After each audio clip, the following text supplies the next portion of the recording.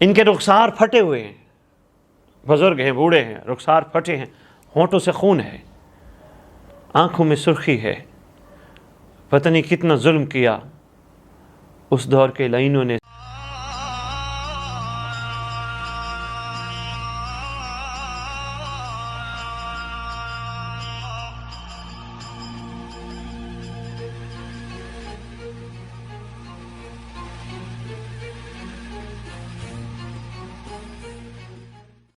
السلام علی الحسین و علی اولاد الحسین و اصحاب الحسین۔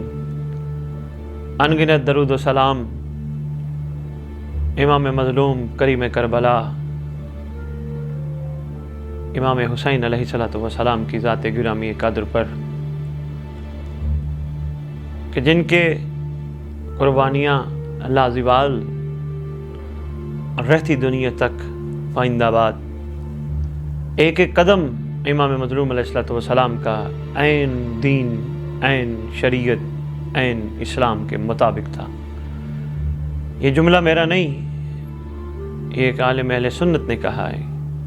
کس انداز سے ہم خراج تحسین پیش کریں حسین کو، نواسہ رسول کو، کہ جس کا ایک ایک قدم عین دین، عین اسلام، عین شریعت کے قوانین کے مطابق تھا۔ عزاداران امام مظلوم، جیسا کہ ہم آپ کی خدمت میں ایک سیریز پیش کر رہے ہیں ان وفاداران جانثاران کے حوالے سے، سب سے پہلا کردار ماں کے شکموں سے سننا شروع کیا۔ ماں کے شکموں میں رہتے ہوئے ہر مجلس میں ہم سب نے سننا شروع کیا۔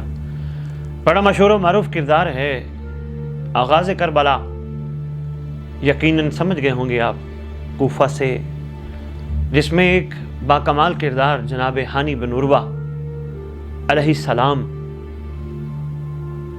کہ جو سفیر حسین جناب امیر مسلم علیہ السلام کے عاشقین میں سے، عارفین میں سے تھے، اور جناب امیر مسلم علیہ السلام بھی جو کچھ کر رہے تھے وہ امام مظلوم علیہ السلام کے لیے کر رہے تھے، اور امام مظلوم جو بھی کر رہے تھے وہ اپنے نانا اور اپنے پروردگار کے لیے کر رہے تھے۔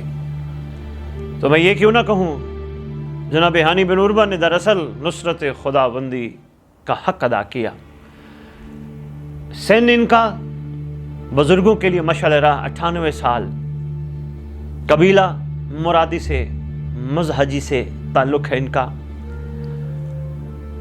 کس کمال مودت کے مقام پہ فائز ہیں، مختصر سا تعارف میں آپ کی خدمت پہ پیش کروں گا، کہ جب ان کو دھوکے کے ساتھ اس وقت کے خود ساختہ ملعون ابن زیاد علیہ لعن نے دربار میں بلوایا، امان نام لکھوا کر ان کو دربار میں بلایا گیا، کیونکہ ان کا بہت بڑا قبیلہ، ان کے بڑے جانثاران، ان کو کہا گیا کہ آپ کو امان دی جاتی ہے، باقاعدہ امان نامہ لکھوایا، باقاعدہ دستخط کرائے گئے، اور ساتھ یہ بھی پلان میں شامل تھا جو ہی جناب ہانی بن عروہ دربار کے اندر آئیں فوراً پیچھے سے دروازہ بند کر دیا جائے۔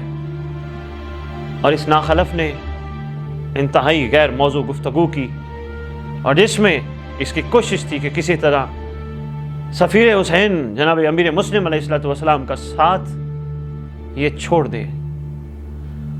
اور سلام ہے ان کی جرت کو، انہوں نے اسی دربار میں کھڑے ہو کر جو گفتگو کی وہ دو جملے عرض کروں گا۔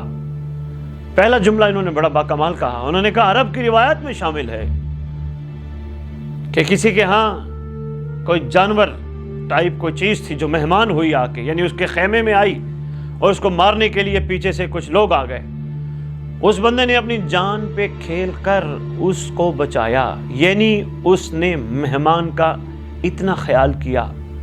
یہ جملہ کہنے کے بعد انہوں نے کہا تو مجھ سے بار بار پوچھتا ہے کہ سفیر حسین علیہ السلام جناب مسلم علیہ السلام کہاں ہیں؟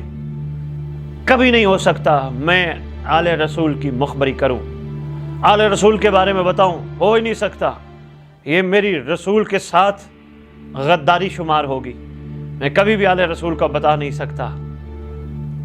اور ساتھ انہوں نے ایک اور باکمال جملہ بولا، انہوں نے فرمایا جناب امیر مسلم علیہ السلام تو کمال، ان کے چاہنے والے غلاموں کا کوئی بچہ اگر کہیں چھپا ہو اور مجھے اس کا پتہ ہو وہ کہاں چھپا ہے، تو میں اپنے آپ کا شہید ہونا پسند کروں گا، مگر میں کبھی خیانت نہیں کر سکتا، ممکن ہی نہیں۔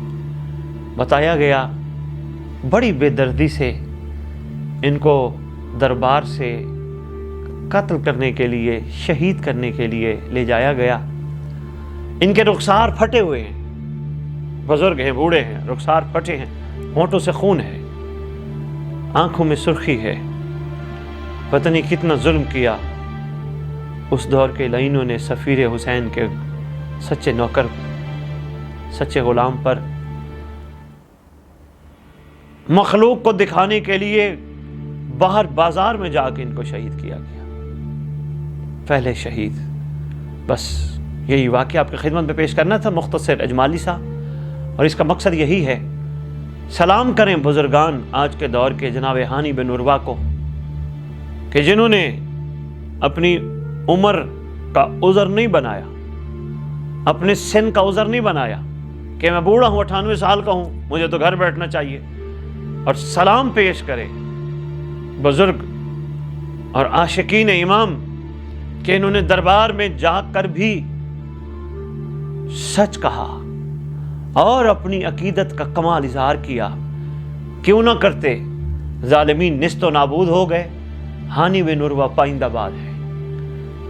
آج بھی آپ کی میری، ہم سب کی زبانوں پہ، ہمارے آباء و اجداد کی زبانوں پہ، ہماری اولادوں کی زبانوں پہ زندہ باد بن کے آج بھی شامل ہیں۔ کیوں نہ ہو زندہ باد، جن کا عشق بلاوس ہو، جن کی محبت کمال ہو، جن کے اندر لالچ ذرا بھر نہ ہو، رہتی دنیا تک ان کا نام ہمیشہ پائندہ باد رہتا ہے۔ السلام علی الحسین وعلی اولاد الحسین وعلی اصحاب الحسین، شاہ است حسین، بادشاہ است حسین۔